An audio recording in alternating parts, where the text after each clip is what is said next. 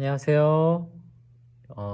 고난주간 드디어 시작되었습니다. 우리 종교력으로 하는 고난주간 오늘 4월 6일부터 6, 7, 8, 9, 10, 10일 이제 토요일까지 고난주간 일주일을 보내고요. 12일이 원래는 이제 종교력으로 했을 때에 예수님이 부활하신 부활주일, 부활을 기념하는 날입니다.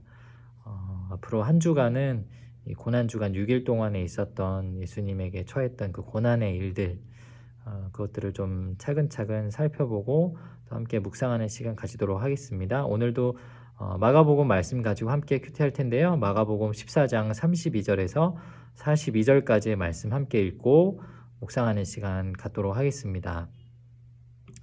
14장 32절에서 42절 말씀 같이 한번 읽을게요.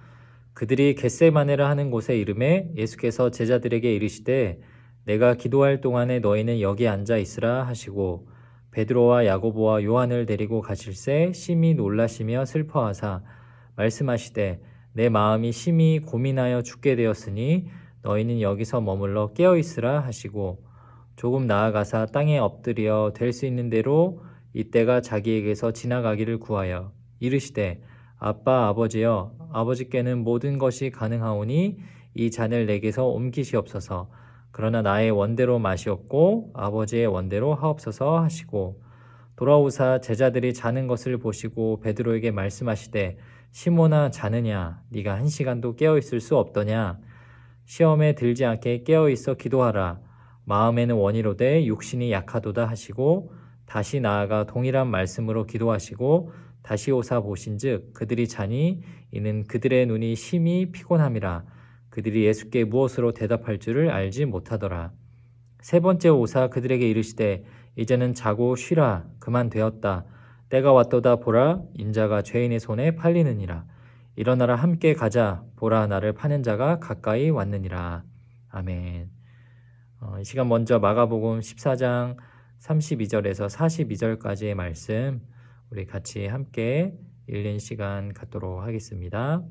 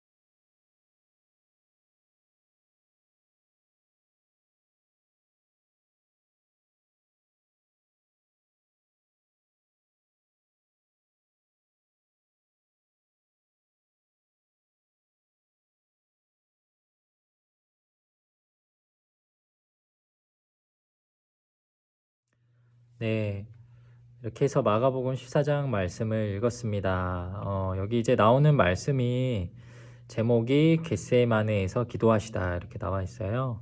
32절에서 42절까지 말씀 예수님이 붙잡히시는 날 있었던 일입니다.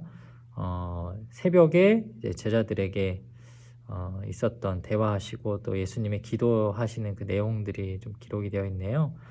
겟세마네에서 기도하시다라고 제목이 되어 있고요. 장소에 대한 설명을 성경이 합니다. 그들이 겟세마네라 하는 곳에 이름에 예수께서 제자들에게 이르시되 내가 기도할 동안에 너희는 여기 앉아 있으라 하시고 그리고 이제 베드로와 야고보와 요한을 데리고 가실새 심히 놀라시며 슬퍼하사라고 되어 있는데 쉬운 성경에 오히려 번역이 더 잘 되어 있는 것 같아요. 예수님께서는 매우 근심하며 괴로워하셨습니다. 그러니까 놀랬다라는 표현보다는 근심하고 괴로워하는 예수님의 어떤 심적인 어려운 상태를 표현하는 거죠.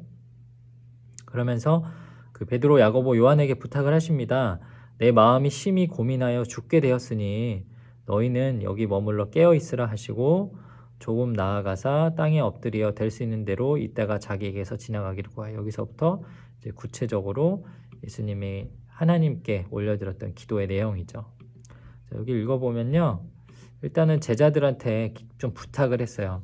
내가 지금 마음이 너무 힘들고 어려운데 너희들도 좀 여기 좀 머무르면서 깨어 있어라. 이제 깨어 있어라라는 말은 약간 돌려 말하면 부탁을 한 거예요. 자신을 위해서 좀 기도할 것에 대해서 제자들에게 부탁을 한 건데, 성경 말씀 읽은 대로 제자들이 사실 그렇게 하지 못했죠. 자, 겟세마네라는 장소에 갔는데요. 먼저 장소에 대한 얘기를 하자면 예루살렘을 마주보고 있는 산이 있다라고 그랬어요. 우리 지구촌교회 뒤에 이렇게 광교산 자락이 있는 것처럼 감람산입니다. 그 감람산에 이제 주로 맺는 그 열매들이 뭐냐면 올리브예요. 올리브가 굉장히 많이 수확이 되는 그런 곳이고, 겟세마네는 특별히 그 올리브들을 모아서 거기서 이제 기름을 짜내는 그런 식품 가공을 하는 그런 장소예요. 겟세마네라는 곳이. 그곳에 특별히 가셔서 이렇게 기도를 하십니다. 이렇게 성전에서 가까운 곳에 있는 산등성에 가서 기도를 하신 거죠. 어떤 내용이 있느냐? 36절에 아빠 아버지여, 아버지께는 모든 것이 가능하오니 이 잔을 내게서 옮기시옵소서. 그러나 나의 원대로 마옵시고 아버지의 원대로 하옵소서 하시고. 아마 여러분들도 한두 번쯤은 분명히 이 예수님의 기도, 이 말씀을 읽어보거나 들어봤을 겁니다. 굉장히 사실은 가슴 아픈 내용이죠. 예수님이 인간의 몸을 입고 오셨기 때문에 그분은 전능하신 하나님이시지만 인간의 육체가 갖고 있는 한계, 그 연약함, 특별히 고통도 같이 겪으셨어야 됐어요. 그것은 예수님의 기사를 기록하고 있는 이 사복음서에 수도 없이 많이 기록되어 있죠. 예수님도 피곤하다라는 표현도 하시고, 졸리다라는 표현 하시고, 배고프다라는 표현도 하시고요. 좀 쉬고 가자 이런 표현도 하시고, 또 인간처럼 정말 너무 마음 아파해서 눈물 흘리고 가슴이 찢어지는 것 같다, 창자가 끊어지는 것 같다, 그런 고통, 애달는 마음의 아픔들도 다 표현을 하십니다. 쉽게 말하면 예수님은 인간의 몸으로 오셨지만 그냥 하나님이기 때문에 어떤 이런 고통과 이런 것들을 다 초월하는 그런 상태로 계셨던 것이 아니라 인간이 갖고 있는 그런 육체적인 한계, 고통 이런 것들을 다 그냥 경험을 하신 거예요. 그냥 단순하게 너도 많이 아팠지, 나도 겪어봤는데 그거 되게 아파, 그냥 공감해주는 정도가 아니라 그냥 스스로 다 받아내신 겁니다. 그래서 히브리서 2장에 보면 그가 정말로 이제 우리 육체의 연약한 모습들까지 다 소화해서 제사장의 역할을 감당하기 위해서 그것들을 다 감내하셨다라는 그런 표현들이 있어요. 실제로도 그렇지요. 예수님께서 우리 모든 그 죄악들을 감당하기 위한 엄청난 육체적 고통, 그리고 그 궁극인 죽음을 앞에 두고 두려워 떨고 계셨던 거예요. 그래서 고백합니다. 아버지, 가능하다면 이 잔을 내게서 옮겨주시옵소서. 쉬운 성경에 더 잘 나와 있어요. 이 잔을 없애주십시오. 예. 인간적으로 그 고통이 얼마나 힘들고 어려울지 예측을 하기 때문에 두렵고 떨리는 그 감정을 표현하신 거죠. 그러나 그보다 더 앞선 하나님의 뜻, 그리고 예수님이 이 땅에 오신 이유를 실현시키기 위해 이 고백을 하십니다. 그러나 나의 원대로 마시옵고 아버지의 원대로 하옵소서 하시고. 예수님 기도의 결국은 하나님의 뜻을, 그 구속의 구원의 역사를 이루고자 결단하셨다라는 겁니다. 37절부터 42절, 지금 이 분위기와 전혀 다른 제자들의 이야기가 나옵니다. 돌아오사 제자들이 자는 것을 보시고 아마 굉장히 마음이 실족하고 실망하고 마음이 아프셨을 것 같아요. 그리고 베드로에게 말씀하실 때, 시몬아 자느냐? 네가 1시간도 깨어있을 수 없더냐?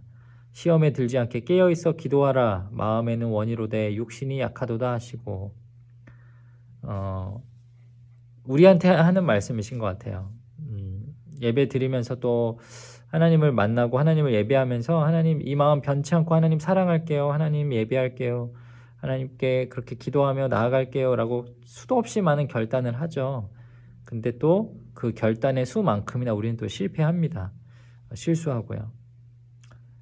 저는 그때 예수님이 또 하나님이 이런 마음으로 우리를 바라보실 것 같아요. 그냥 무작정 너 진짜 내 말 안 듣나 그러고 막 미워하고 막 벌 주고 막 이런 마음이 아니라, 제발 좀 나를 좀 위해서 도와줄 수 없겠니? 1시간이라도 좀 깨어서 기도할 수 없겠니라는 그런 애달름 심정으로 좀 부탁하고 우리를 그렇게 지켜보지 않으실까. 그리고 39절에 예수님은 다시 또 기도하는 자리로 가십니다. 기도를 하셨어요. 그리고 40절에 또 돌아와요. 그들이 자니 이는 그들의 눈이 심히 피곤함이라. 예수님도 똑같은 육신을 갖고 있어서 똑같이 졸리고 피곤하지만 기도했는데 그들은 예수님이 하신 말씀을 이해하지 못하고 또 졸고 심지어 자고 있었다. 한 번 더 기도하러 가십니다. 그리고 41절 42절 오늘 말씀의 마지막인데 세 번째 오사 그들에게 이르시되 이제는 자고 쉬라. 그만했다. 네. 때가 왔다. 인자가 죄인의 손에 팔린다라고 이렇게 말씀하십니다.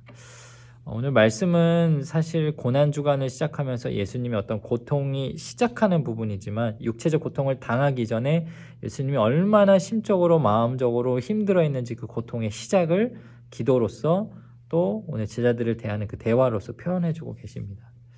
고난주간이라는 것은요, 이제 고난주간을 사실 설명할 수 있는 여러 가지 키워드가 있지만 저는 그렇게 생각해요. 고난주간은 슬픈 거예요. 네. 고난주간을 감사로 표현할 수도 있고 기쁨으로도 표현할 수 있죠. 예수님이 살아나셨기 때문에. 그렇지만 단순하게 여기시면요. 여러분 가족 중에 여러분의 사랑하는 사람이 죽었어요. 여러분이 너무너무 소중하게 여기는 어떤 무언가가 사라졌어요. 여러분이 그때 느끼는 감정이 뭐예요? 공허함이고 슬픔이고 안타까움이고 아쉬움이고 그런 마음들이죠. 고난주간은 그런 필요가 있는 거예요. 억지로라도 슬퍼할 만한 필요가 있는 겁니다. 왜? 예수님이 그때 당시에 정말 그렇게 많이 아프셨겠구나. 그때 당시에 정말 그렇게 힘드셨구나. 이런 마음으로 기도하셨는데 가장 가까이 있는 제자들조차 예수님을 옆에서 정말 진심으로 기도하지 못해서 안타까워하셨겠구나. 그 마음 우리가 조금이라도 알아볼 수 있다면, 그 마음을 조금이라도 공감할 수 있다면 하나님이 이 고난주간을 보내는 저와 여러분에게 원하시는 게 그런 게 아닐까요? 그분 이미 승리하셨습니다. 예수님이 승리하셨기 때문에 다시 이 땅에 오실 때는 정말 이 공중 권세 잡은 그들과의 이 치열한 이 다툼들, 어차피 승리는 예견되어 있지만 이 하나님 입장에서 정말 이 자질구레한 이 싸움을 드디어 끝내고자 오시는 승리의 팡파레를 울리고 오시는 거죠. 그런 이 시기들을 보내는 모든 인간들에게 우리들에게 하나님이 원하시는 건 그건 것 같아요. 그럼에도 불구하고 너에게 미리 승리가 주어졌지만 그렇지만 그때의 그 아픔, 내가 하나밖에 없는 내 아들을 이 땅에 보내주셔서 육신의 고통을 겪게 하게끔 너희들을 사랑하고 또 너희들은 내가 얼마나 큰 희생을 하면서 보냈는지 또 예수님 입장에서는 스스로가 얼마나 큰 고통을 겪고자 결단하셨는지 그 마음을 헤아리고 묵상할 수 있는 것, 그것이 고난주간을 시작하는 저와 여러분이 품어야 할 마음입니다. 이 말씀들 오늘 마가복음 14장 또 예수님의 고난의 그 시작을 마음으로 처음 고통 느끼셨던 것 우리가 좀 기억하면서 고난주간 보냈으면 좋겠습니다. 이제 내일부터도 또 계속해서 이제 고난주간에 이어지는 말씀들 함께 나눌 텐데요.